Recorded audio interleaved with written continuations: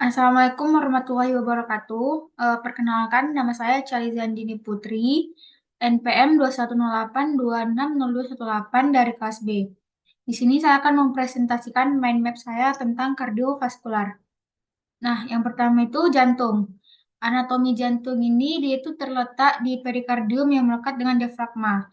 Terus ada ruang jantung, dia itu ada empat. Ada atrium, dextra, sinistra, ada ventricle, dextra, sinistra. Terus di jantung ini juga ada empat katup. Ya, yang pertama itu ada katup atrioventrikular, yang di mana situ ada tricuspid sama bicuspid. Terus kalau dia yang katup semilunar, dia itu ada katup pulmonar sama katup aorta. Nah, terus di sini untuk pembuluh darahnya di jantung itu ada empat, ada aorta, truncus pulmonalis, vena cava sama vena pulmonalis. Kalau dia aorta, dia itu ada empat, aorta ascendens, arcus aorta, aorta torakal sama aorta abdominal. Terus kalau dia untuk truncus pulmonalis, dia itu ada dua, ada arteri pulmonalis dextra, ada arteri pulmonalis sinistra. Kalau dia vena cava ada dua juga, vena cava superior sama vena cava inferior. Terus yang terakhir tadi ada vena pulmonalis. Nah, terus untuk siklus jantung dia itu ada sistol sama diastol. Yang dimana kalau dia sistol ini nanti ada sistol atrium, sistol ventricle sama sistol ventricle yang fase 2. Kalau dia diastol, dia itu ada ventricular diastol sama atrial diastol.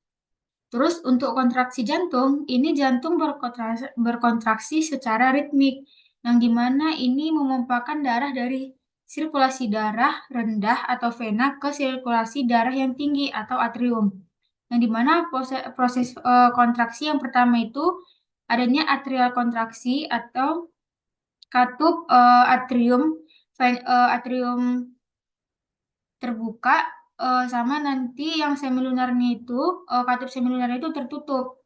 Yang kedua ada isovolumic contraction atau ventricle terisi penuh. Yang ketiga ada ventricular kontraksi atau ventricular systole.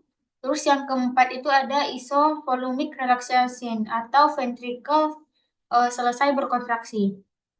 Terus untuk regulasi dari kardiovaskular ini, fungsinya ini terhadap kardiovaskular yang pertama itu untuk menjaga perubahan aliran darah tepat waktu, yang kedua untuk berada di area yang benar, yang ketiga tidak menimbulkannya perubahan tekanan dan aliran darah secara drastis pada organ vital.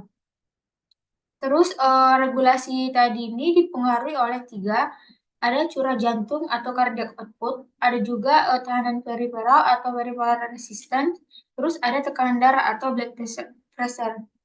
Nah, untuk di kardiovaskular ini ada hukum Frank Sterling, yang dimana ini nanti kemampuan pompa jantung secara intrinsik untuk menyesuaikan terhadap penambahan volume darah yang masuk ke ventrikel. Bunyi dari hukum Frank Sterling ini, yang dimana dalam batas fisiologis, jantung akan memompakan semua darah dari vena menuju aorta tanpa bendungan. Terus nanti dari hukum Frank Sterling ini adalah nanti keluar kata prelude sama afterload.